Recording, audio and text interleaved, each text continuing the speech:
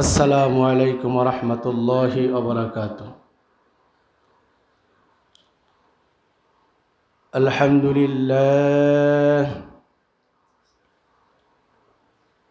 अल्हम्दुलिल्लाह नहमदुहू व नस्तईनुहु व नस्तगफिर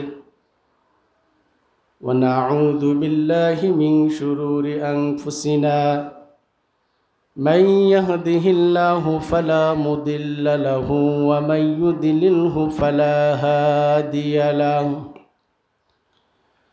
व नशहदु अन ला इलाहा इल्लल्लाहु वहदहु ला शरीक लहु अल्लज़ी अरसलहु बिल्हक़्क़ि बशीरन व नज़ीरा वदाइयन इलल्लाहि बिइज़्निहि सिराजन व क़मरन मुनीरा। अम्मा बअद फ़क़द क़ाल अल्लाहु तआला फ़ी कलामिहिल मजीद अफ़ी फ़ुरक़ानिहिल हमीद। फ़अऊज़ु बिल्लाहि मिनश शैतानिर रजीम। बिस्मिल्लाहिर रहमानिर रहीम। वलिल्लाहि अलन नासि हिज्जुल बैति मन इस्तताअ इलैहि सबीला। वक़ाल रसूलुल्लाहि मुहब्बतन जबान खुले सकलेई पढ़ी सल्लल्लाहु अलैहि वसल्लम।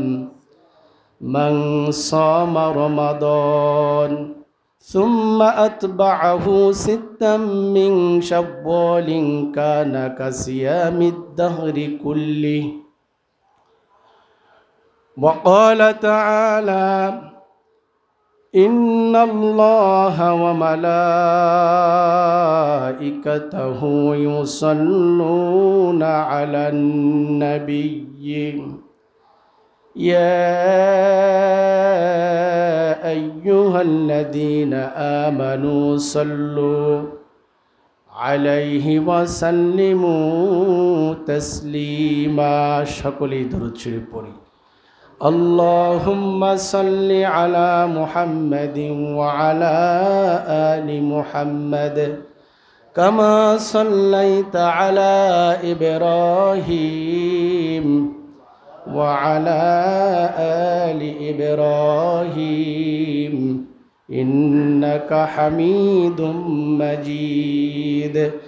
अल्लाहुम्मा बारिक अला मुहम्मदिन व अला आलि मुहम्मद कमा बारकता अला इब्राहीम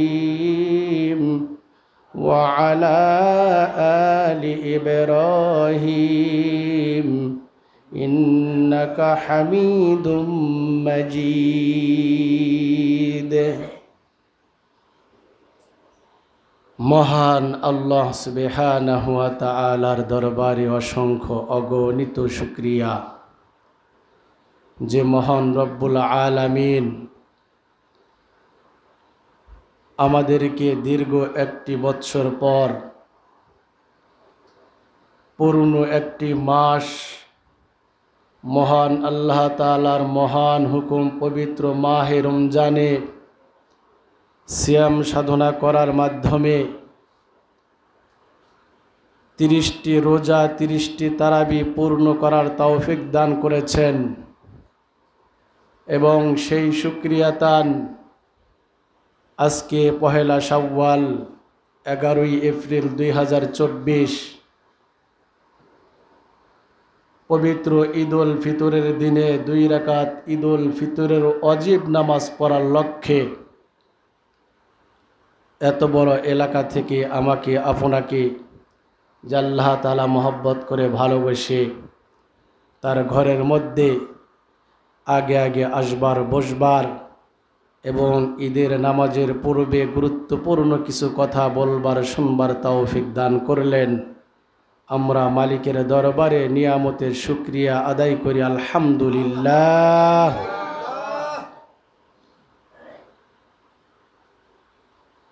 আল্লাহ তাআলা নিজেই বলেছেন, লা ইন শাকারতুম লা আযীদান্নাকুম ওয়া লা ইন কাফারতুম ইন্না আযাবী লাশাদীদ। যে কোনো নিয়ামত পাওয়ার পরে বান্দা যখন মালিকের দরবারে নিয়ামতের শুকরিয়া আদায় করে তো আল্লাহ সুবহানাহু ওয়া তাআলা নিয়ামতের পরিমাণ আরও বাড়িয়ে দেন। সুবহানাল্লাহি ওয়া বিহামদিহি। পক্ষান্তরে কেউ যদি নিয়ামত পাওয়ার পরে নাশুকরিয়া করে তো আল্লাহ তাআলা নিয়ামত ছিনিয়ে নেন এবং তাকে কঠিন আযাবের ভয় দেখান। নাউযুবিল্লাহি মিন যালিক। মুআজ্জাজ মুহতারাম হাজিরিন, আমরা কত ভাগ্যবান, আমরা কত সৌভাগ্যশালী যে আল্লাহ তাআলা আমাদের কতই না নিয়ামত দান করেছেন।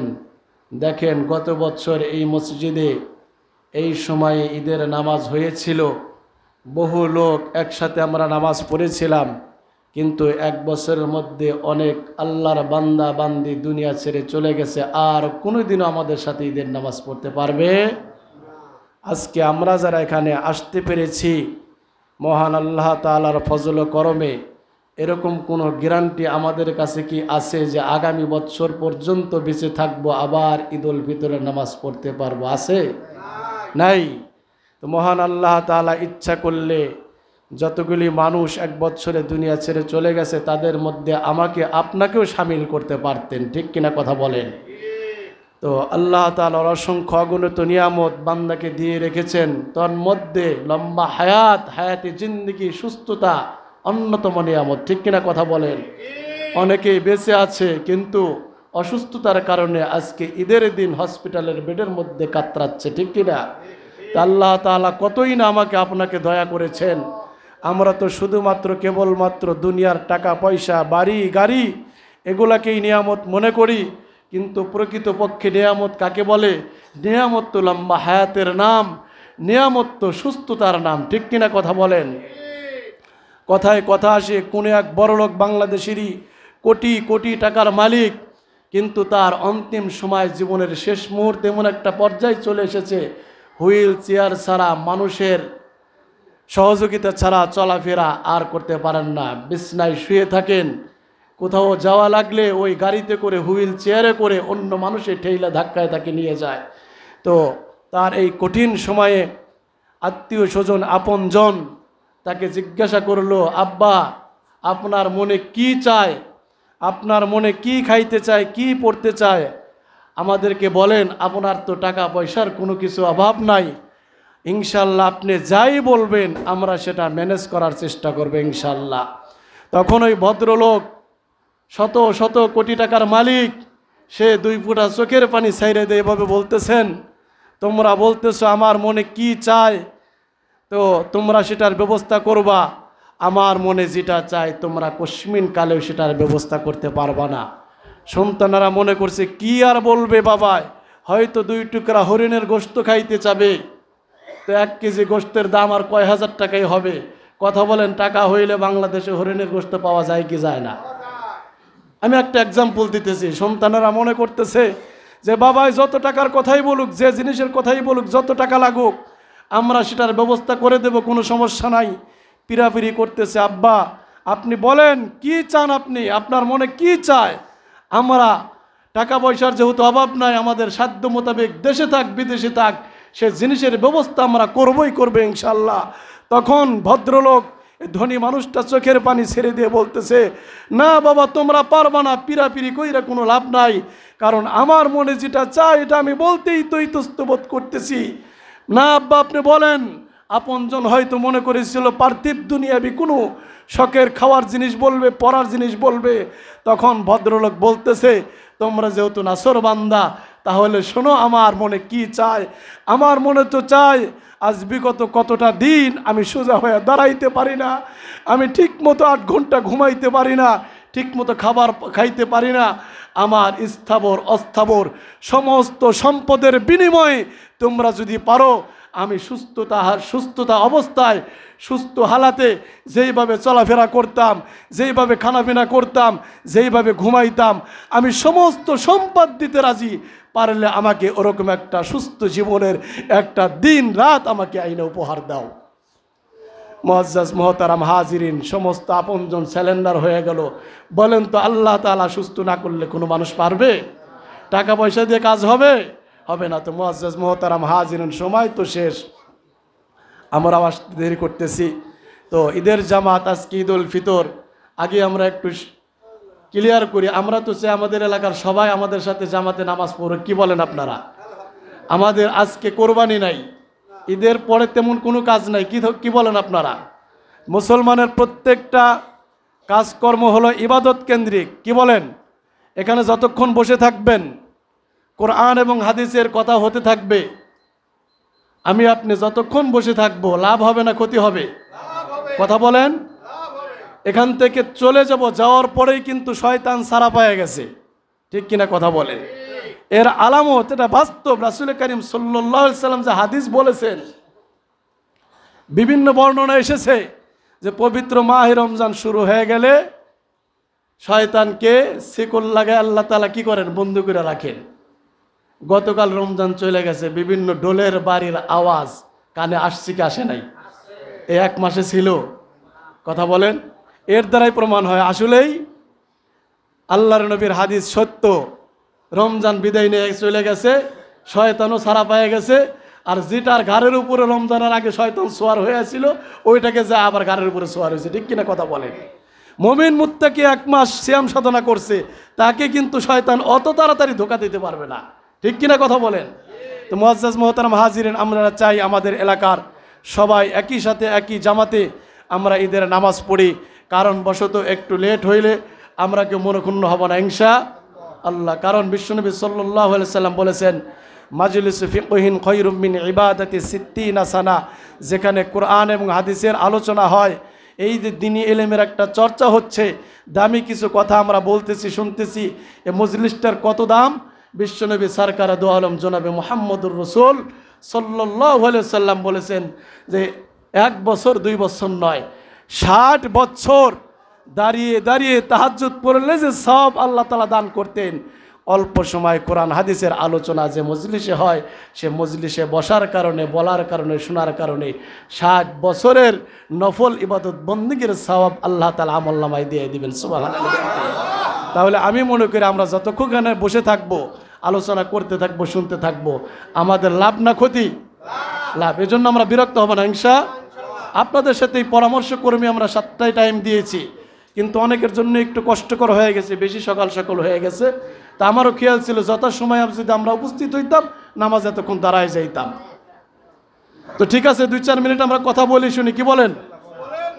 সবাই আসুক, আমরা ইনশাআল্লাহ লোকজন যখনই আমরা মোটামুটি বুঝতে পারবো যে আমাদের এলাকার লোকজনে মসজিদের মুসল্লিগুলি প্রায় এসে পড়ছে, আমরা নামাজে দাঁড়াই যাবো ইনশাআল্লাহ। তো মুআজ্জাজ মুহতারাম হাজিরিন, একটি মাস আমরা সিয়াম সাধনা করলাম, আপনারা খুশি না বেজার? আলহামদুলিল্লাহ বলেন, আরো জোরে বলে আলহামদুলিল্লাহ, জবান খুলে বলে আলহামদুলিল্লাহ। আরো খুশির খবর হলো, এবছর মহান আল্লাহ তাআলা আমাদেরকে কয়টি রোজা করার তৌফিক দান করেছেন? খুশি না বেজার? কয়টি তারাবি পড়ার তৌফিক দান করেছেন? 29 হইলে আমাদের কিছু করার ছিল না, কিন্তু একজন মানুষ হিসাবে আত্মতৃপ্তি পাই না, কিন্তু আল্লাহর বিধান যেটা সেটা তো মাইনে নিতে হবে, ঠিক কিনা কথা বলেন? আল্লাহর বিধান আল্লাহ তাআলা যখন যেটা ছাড়তে বলেছেন তখন সেটা ছাড়ার নামই ইবাদত, যখন ধরতে বলেছেন তখন ধরার নামই কি? ইবাদত। কথার কথা, 29 রোজা হইলে কেউ যদি কয় যে আমি ঈদের দিন রোজা রাখা 30টা পূর্ণ করবো, রোজা হবে? কারণ কি? ঈদের দিন রোজা রাখা হারাম। 30 দিন রোজা রাখছি, রাইখা আল্লাহর ইবাদত করছি, আজকে রোজা খুলছি। মিষ্টি জাতীয় আমি বলেছিলাম গত জুমায় যে ঈদ উল ফিতরের দিন 13টি কাজ সুন্নাত, তার ভিতরে একটা সুন্নাত হলো খেজুর অথবা মিষ্টি জাতীয় কোনো কিছু হালকা পাতলা খেয়ে মসজিদে আসা অথবা ঈদগাহে যাওয়া, ঠিক কিনা কথা বলেন? তো আজকে আমরা কিছু খেয়ে সুন্নাত আদায় করার মাধ্যমে আল্লাহ তাআলার হুকুম পালন করছি, আলহামদুলিল্লাহ। মুআজ্জাজ মুহতারাম হাজিরিন, আজ আমাদের খুশির দিন। আল্লাহ প্রদত্ত খুশির দিন। বিধর্মীদের বিশ্বনবী সাল্লাল্লাহু আলাইহি সাল্লাম এক বর্ণনায় বলেছেন প্রত্যেকটা জাতি গোষ্ঠীরই খুশির দিন রয়েছে, ঠিক কিনা কথা বলেন? কিন্তু বেঈমান কাফেরদের খুশির দিনগুলি হলো নাফরমানি কেন্দ্রিক, ঠিক কিনা কথা বলেন? পহেলা জানুয়ারি আসে, শুভ নববর্ষ তারা উদযাপন করে। আমি উদাহরণ দিতেছি, তারা কি ইবাদত বন্দেগী দান সদকার মাধ্যমে উদযাপন করে, নাকি সারা রাত ব্যাপী মদ গাঞ্জা হিরোইন বাবা ইত্যাদি গান বাদ্য এগুলার মাধ্যমে তারা উদযাপন করে, ঠিক কিনা কথা বলেন? তো মূল কথা হলো বিধর্মীদের কৃষ্টি কালচার যত তাদের খুশির দিন আছে, দিবস আছে, রাত হোক দিন হোক, সবগুলা আল্লাহ তাআলার নাফরমানি কেন্দ্রিক, নাফরমানির মাধ্যমে তারা পালন করে, ঠিক কিনা? আর মুসলমানদের নসিব কত ভালো, কত ভালো যে আল্লাহ তাআলা আমাদেরকে একটি মাস সিয়াম সাধনা করার তৌফিক দান করেছেন। এই শুকরিয়াতান আবার আমরা 2 রাকাত শুকরিয়াতান ঈদুল ফিতরের অজিব নামাজ পড়ার জন্য চলে এসেছি। অর্থাৎ 1 মাস সিয়াম সাধনা করলাম, এটা সবার নসিবে হয় না। এই রমজান মাসেও তো কত মানুষ দুনিয়া ছেড়ে চলে গেল, ঠিক কিনা কথা বলেন? তো আল্লাহ তাআলার ফজল আর করমে আমি আপনি একটি মাস সিয়াম সাধনা করার সুযোগ পেয়েছি, কতই না ইবাদত বন্দেগী করার সুযোগ পেয়েছি। এই শুকরিয়াতান আবার 2 রাকাত আমরা ঈদুল ফিতরের অজিব নামাজ পড়ার জন্য মসজিদে সমবেত হয়েছি। আসলে আমাদের প্রত্যেকটা কাজই হবে ইবাদত কেন্দ্রিক, ঠিক কিনা কথা বলেন? আজকে আমরা খুশির দিন উদযাপন করব কোনো নাফরমানির মাধ্যমে, কথা বলেন না কেন? নাফরমানির মাধ্যমে না। এখন ঈদুল ফিতরের নামাজ পড়ব, আবার জোহরের সময় আজান হবে, মসজিদে এসে আবার জোহরের নামাজ আদায় করবে, ঠিক কিনা কথা বলেন? আল্লাহ তাআলা আমাদের সবাইকে আমাদের সারাটা জীবন যা কিছু করি ইবাদত কেন্দ্রিক করার তৌফিক দান করুক, সকল বলে আমিন। কোনো নাফরমানির মাধ্যমে আমরা খুশি উদযাপন করব না। আল্লাহ এবং আল্লাহর রাসূল যে কাজে বেজার হয় ওই কাজ মুসলমানের করা যাবে না। তো মুআজ্জাজ মুহতারাম হাজিরিন, আমরা একটি মাস সিয়াম সাধনা করলাম। আমাদের রোজা আলহামদুলিল্লাহ ফরজ রোজা শেষ হয়ে গেছে, কিন্তু বিশ্বনবী সাল্লাল্লাহু আলাইহি সাল্লাম বলেছেন খুব সুসংবাদ, মান সামা রমাদান সুম্মা আতবাআহু সিত্তাম মিন শাওয়ালিন কানা কাসিয়ামিদ দাহরি কুল্লি। বিশ্বনবী সরকার দু আলম জনাবে মুহাম্মদুর রাসূল সকলেই পড়ি সাল্লাল্লাহু আলাইহি ওয়াসাল্লাম বলেন, যে ব্যক্তি পবিত্র মাহে রমজানের পরে শাওয়াল মাসে 6টি রোজা রাখবে, নফল রোজা। কয়টি? আমরা অনেকেই এই 6 রোজাকে 6 রোজা বলে থাকি, সাক্ষী রোজা বলে থাকি, ঠিক কিনা কথা বলেন? আমরা পুরুষ ভাই ব্রাদার যারা আছি, আমরা এই রোজাগুলির তুলনামূলক কম রাখি, কিন্তু আমার এলাকার মা বোনেরা কিন্তু 100%, ঠিক কিনা? এই যে শাওয়াল মাসের আজকে 1 তারিখ, পুরা মাসের মধ্যে 6টা রোজা রাখার কথা বলেছেন বিশ্বনবী সাল্লাল্লাহু আলাইহি ওয়াসাল্লাম। রাখলে কি লাভ হবে? সরকার দু আলম জনাবে মুহাম্মদুর রাসূল সাল্লাল্লাহু আলাইহি ওয়াসাল্লাম বলেন, যেই ব্যক্তি পবিত্র মাহে রমজানের পরে শাওয়াল মাসে 6টি রোজা রাখবে, মহান আল্লাহ তাআলা ওই ব্যক্তিকে সারা বৎসর রোজা রাখার সওয়াব দান করবে। আর জোরে বলি সুবহানাল্লাহ। আপনারা বলেন আল্লাহ তাআলার ভান্ডারে কি কম আছে? আল্লাহ তাআলা দিতে পারেন কি পারেন না? আমাদের বিশ্বাস হয় কি হয় না? এজন্য মুআজ্জাজ মুহতারাম হাজিরিন, 30টা রোজা রেখেছি, 30 দিন তারাবির নামাজ পড়েছি, প্রতিদিন অতিরিক্ত 20 রাকাত নামাজ পড়েছি। আল্লাহর জন্যই যদি করে থাকি তাহলে এই শাওয়াল মাসে লাগাতারও রাখা যাবে, 1 দিন 2 দিন অফ রাইখা রাখা যাবে। এক কথায় শাওয়াল মাসে যদি আমি আপনি 6টি রোজা রাখতে পারি, তাহলে বিশ্বনবীর বর্ণনা অনুযায়ী বাকি 11 মাস রোজা রাখবো না। রোজা না রাখলেও মহান আল্লাহ তাআলা রোজা রাখলে যে সওয়াব হইতো সেই সওয়াব দান করবে। আমরা রাখবো তো ইনশাআল্লাহ, চেষ্টা করবো তো ইনশাআল্লাহ। আল্লাহ তাআলা তৌফিক দান করুক, সকল বলে আমিন। মুআজ্জাজ মুহতারাম হাজিরিন, অনেকে আমরা বলি এটা তো নফল। হ্যাঁ নফল, এ রোজা না রাখলে কোনো গুনাহ হবে? তাহলে আল্লাহ তাআলা বিধান কেন দিলেন? বিধান দেওয়ার কারণ আছে। 5 ওয়াক্ত নামাজের আগে পরে সুন্নত আছে কি নাই? নফল আছে কি নাই? মহান আল্লাহ সুবহানাহু ওয়া তাআলা এই যে ফরজ বিধানের পাশাপাশি সুন্নত এবং নফল দান করলেন। কেন দান করলেন? যেইভাবে ফরজ ইবাদত বন্দেগী করার কথা ছিল, আমরা কিন্তু বুকে হাত দিয়ে কেউ বলতে পারবো না সেইভাবে আমরা হক আদায় করে করে কোনো ইবাদত বন্দেগী করি, ঠিক কিনা? যেইভাবে পবিত্র মাহে রমজানের রোজাগুলি রাখার কথা ছিল, যেইভাবে 5 ওয়াক্ত নামাজ পড়ার কথা ছিল, যেইভাবে হক আদায় করে 20 রাকাত তারাবি পড়ার কথা ছিল, আমরা হক আদায় করে কোন ইবাদত করতে পারি নাই। এজন্য প্রত্যেকটা ফরজ ওয়াজিব বিধি বিধান আল্লাহ তাআলার হুকুম আহকামের সঙ্গে সঙ্গে কিছু নফল ইবাদত বন্দেগীর করার কথাও বলা হয়েছে। কারণ হলো যাতে ফরজে ঘাটতি পড়লে এই নফল ইবাদত বন্দেগীর মাধ্যমে আল্লাহ তাআলা সেটা ফিল আপ করে দিতে পারেন। সুবহানাল্লাহ বলেন। মুআজ্জাজ মুহতারাম হাজিরিন, কিয়ামতের দিনে যখন আমার আপনার আমলনামা আল্লাহ তাআলা ওজন করবেন মিজানের পাল্লায়, ফরজের মধ্যে যখন ঘাটতি দেখা যাবে, ফরজ পরিপূর্ণ ছিল না, তখন ফেরেশতাদেরকে বলবেন, আই ফেরেশতারা দেখ আমার বান্দার আমলনামার মধ্যে সুন্নত নফল ইবাদত বন্দেগী আছে কিনা। যার আমলনামার মধ্যে সুন্নত নফল ইবাদত বন্দেগী পাওয়া যাবে, তখন মহান আল্লাহ তাআলা ফরজের যে ঘাটতিগুলি ছিল এই ঘাটতিগুলি নফল ইবাদতের মাধ্যমে পূরণ করে দেবেন। সুবহানাল্লাহ বলেন। আর একটা কথা হলো, আমার আপনার জীবনের কোন আমল আল্লাহর দরবার কবুল হইতাছে কেউ কি বুকে হাত দিয়ে বলতে পারবো? কথা বলেন। আমি আপনি এই যে খুশি উদযাপন করার জন্য ঈদের নামাজ পড়ার জন্য এসেছি, কিন্তু আমার আপনার যে 30 দিনের এই সিয়াম সাধনা আল্লাহ তাআলা কবুল করছেন, গ্যারান্টি কার্ড কি আছে? কেউ বলতে পারবো না।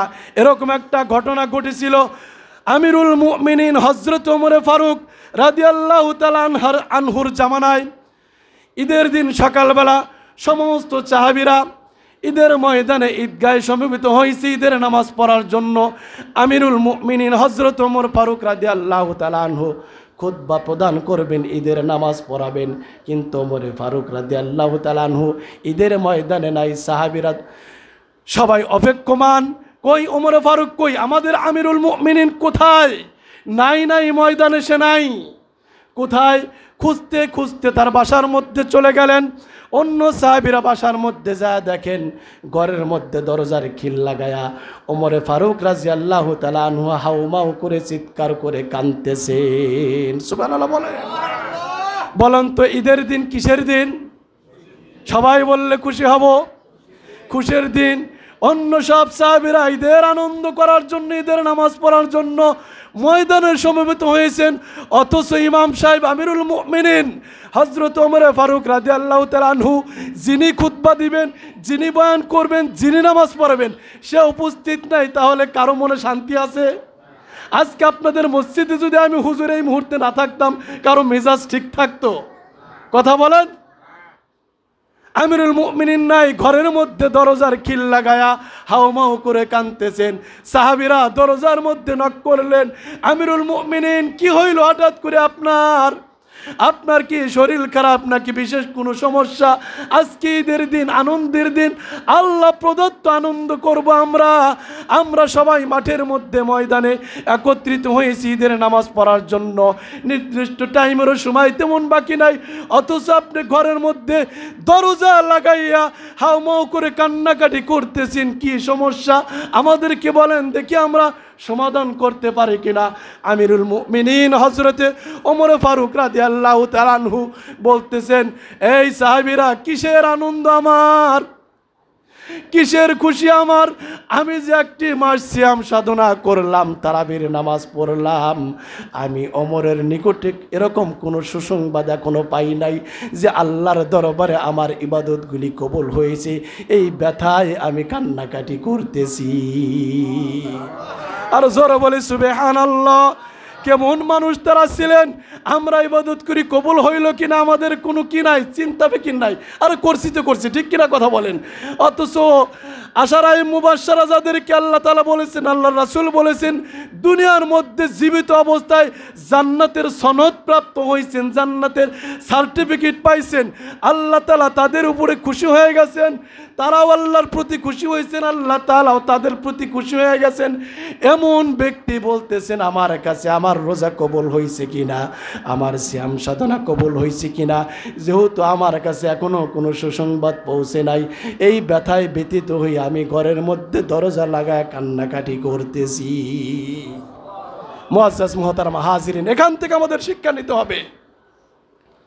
আমরা একটি মাস সিয়াম সাধনা করলাম, আমাদেরও কারো কাছে কোনো গ্যারান্টি কার্ড নাই। আল্লাহর কাছে আজকে আমরা তওবা করব, তওবা করার মাধ্যমে আল্লাহর কাছে আমরা গুনাহ মাফ চাইব এবং সেই সাথে আমাদের প্রত্যেকটা ইবাদত বন্দেগী জন্য আল্লাহ তাআলা কবুল করেন, এজন্য তার কুদরতি পা ধরে আমরা দরখাস্ত করব ইনশাআল্লাহ।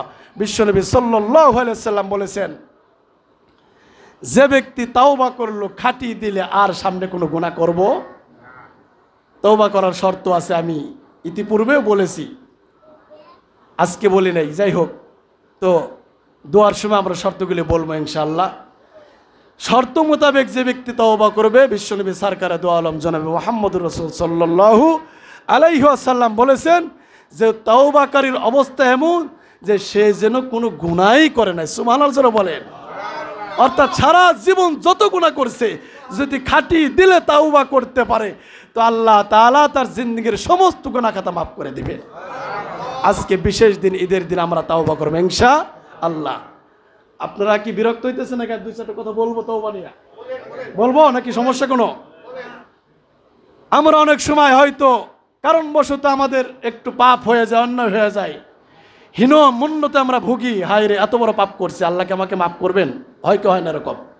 মর্মান্তিক একটা দুর্ঘটনা ঘটে গেছে, মর্মান্তিক একটা খারাপ কাজ, শয়তানের ধোকায় পইরা, বন্ধু বান্ধবের পাল্লায় পইরা একটা পাপ সংগঠিত হয়ে গেছে।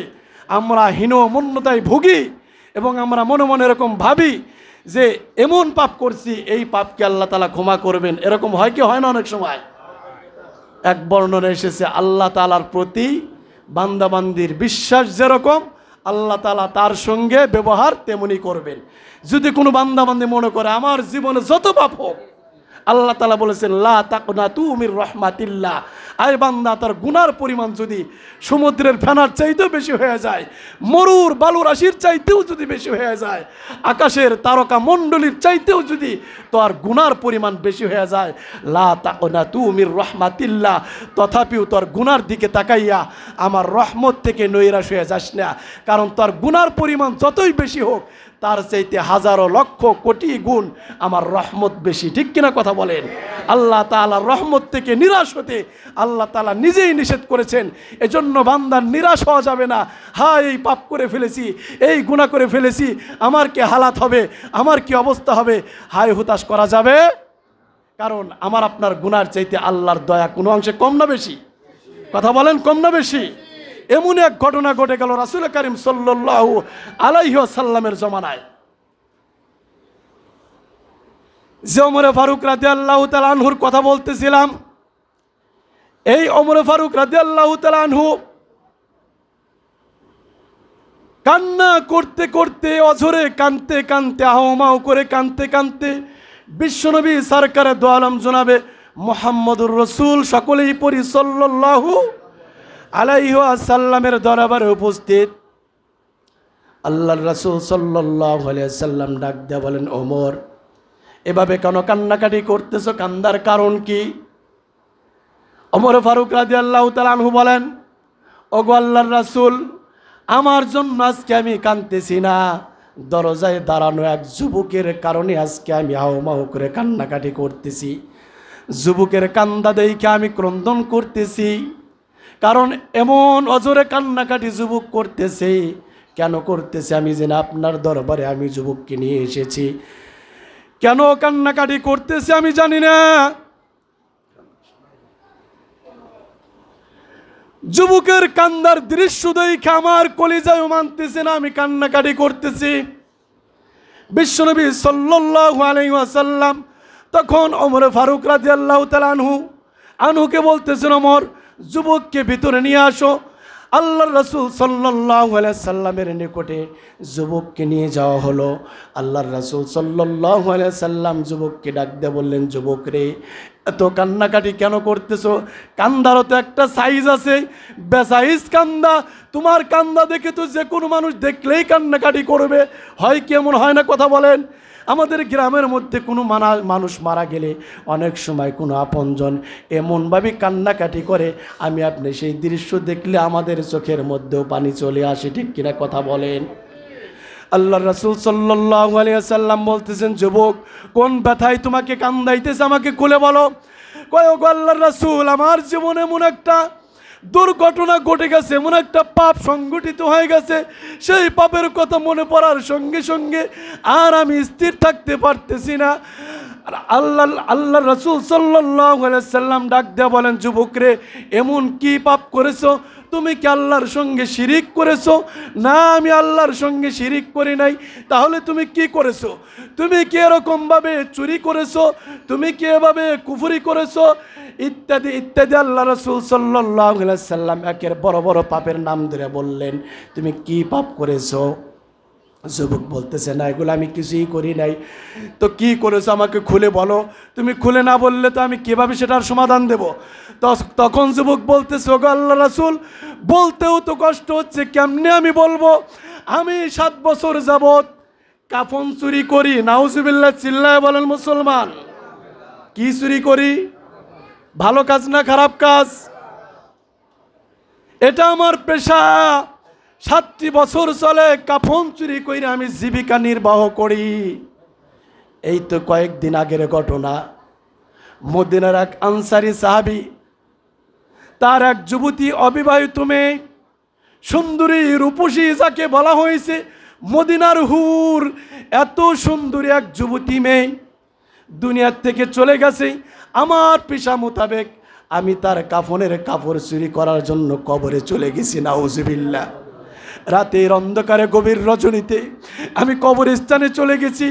ঠিক ওই তার শরীর থেকে কাফনের কাপড় আমি খুলেছি। আমার ঘাড়ের মধ্যে শয়তান সোয়ার হয়ে গেল। শয়তান সোয়ার হইয়া আমাকে উদ্বুদ্ধ করতে লাগলো, আমাকে ধোঁকা দিতে লাগলো। আমার নফসে আম্মারাকে সে এভাবে কি তাগিদ করতে লাগলো, হাই হাই, এই সুযোগ তুই ছাড়বি না, কারণ এমন এক সুন্দরী রূপসী আজকে কবরের মধ্যে সে জীবিত না মৃত অবস্থায়, সদ্য কবরে তাকে দাফন করা হয়েছে, যার চেহারা সুরাত এতই সুন্দর যে মদিনার অনেক যুবকেরা তাকে পাওয়ার জন্য পাগল ছিল। এত সুন্দরী রূপসী একটা মেয়ে আজকে কবরের মধ্যে একা, তুই তার শরীর থেকে কাপড়ের কাপড় খুলে নিয়েছিস। এখন বাকি আছে তার জৈবিক চাহিদা পূরণ করা। নাউজুবিল্লাহ, জোরে বলেন। কেউ দেখবে না, গভীর রাতের অন্ধকার, তারপরে কবরস্থান, তারপরে কবরের মধ্যে মরা লাশ হয়ে পড়ে আছে। এখন যদি তুই তোর এই চাহিদা পূরণ করস, দুনিয়ার কেউ দেখবে না, তোর খবর কেউ জানবে না, তুই তোর শারীরিক চাহিদা পূরণ কইরা নে। যুবক হাওমাও করে কাঁদতেছেন। আর রাসূল কারীম সাল্লাল্লাহু আলাইহি ওয়াসাল্লামের সামনে ঘটনার বর্ণনা দিতেছেন। বলেন, আল্লাহর রাসূল, আপনি তো বলেন কি করছি কি করছি, কেমনে আপনারে বলি? যে কথা সেই কাজ, শয়তানের ধোঁকায় পড়ে গেলাম, কবরের মধ্যে আমি জিনায় লিপ্ত হয়ে গেলাম। নাউজুবিল্লাহি মিন যালিক।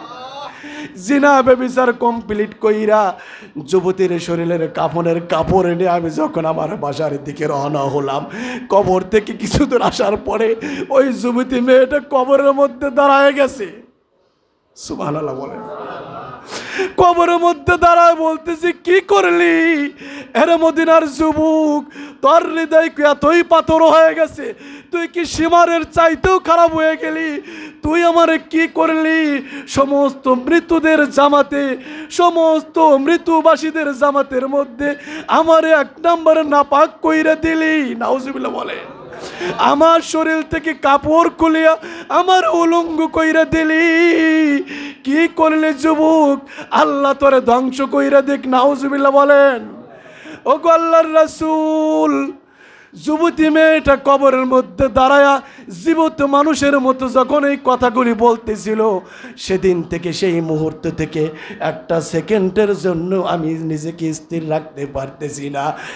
যে যুবতী মেয়ে কবরের মধ্যে দাঁড়ায়া আমার ধ্বংসের বদদোয়া করেছে, তাহলে তো আমার ধ্বংস অনিবার্য।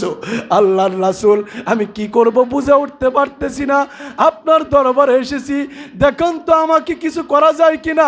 আমি গুনাহ মাপ কইরা মাপ নিয়ে কবরে যাইতে চাই। আল্লাহর রাসূল সাল্লাল্লাহু আলাইহি সাল্লাম, দয়ার সাগর উম্মতের কান্ডারি, এই করুণ ঘটনা শোনার পরে তিনিও বললেন, সুকান দূর হয়ে যা, তোর মতো পাপিষ্ঠর গুনাহ আল্লাহ তাআলা মাফ করবে না, আমার দরবার থেকে তুই বের হয়ে যা। নাউজুবিল্লাহ বলেন।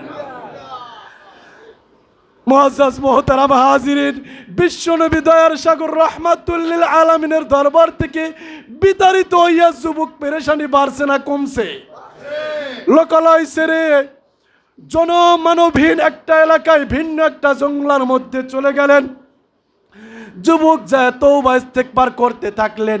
সংক্ষিপ্ত সময় নামাজে দাঁড়িয়ে যাব আমরা, একাধারে 40 দিন আল্লাহর দরবারে তওবা করতেছেন। সুবহানাল্লাহ বলেন। 40 দিন যখন কমপ্লিট হয়ে গেল, মহান আল্লাহ তাআলা হযরত জিবরাইল আলাইহিস সালাতু ওয়াস সালামকে বিশ্বনবীর নিকটে পাঠিয়ে দিলেন।